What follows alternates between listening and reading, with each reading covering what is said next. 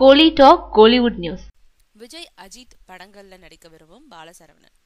விஜய் டிவில ஒளிபரப்பான கனா காணும் காலங்கள் தொடர்ல நடிச்சவர் பாலசரவணன்.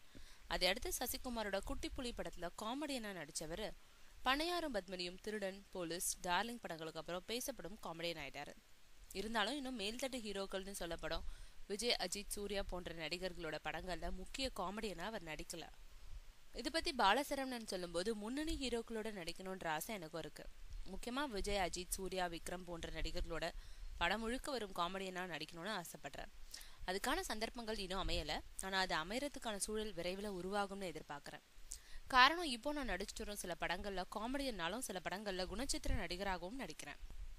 அதோட இப்ப வரைக்கும் நான் பிஸியா தான் இருக்கேன். கடந்த 2 மாதங்களுக்கு முன்னாடி மாசத்துல 30 நாளும் பிஸியா நடிச்சேன். அதோட மே 12ஆம் தேதி அட்டகத்தி தினேஷோட இணைந்து நான் நடிச்சிருக்கோம் உள்குத்து படம் திரைக்கு வருது.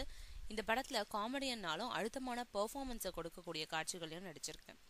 மனசுக்கு திருப்தியா இருக்கு. இது மாதிரி நான் நடிச்சிருக்கும் படங்கள் அடுத்தடுத்து திரைக்கு வரும்போது நான் எதிர்பார்க்கிற மேல்தட்டு ஹீரோக்களோட நடிக்கும் வாய்ப்பு கிடைக்கும்னு நம்புறேன்னு சொல்லியிருக்காரு பாலசரவணன்.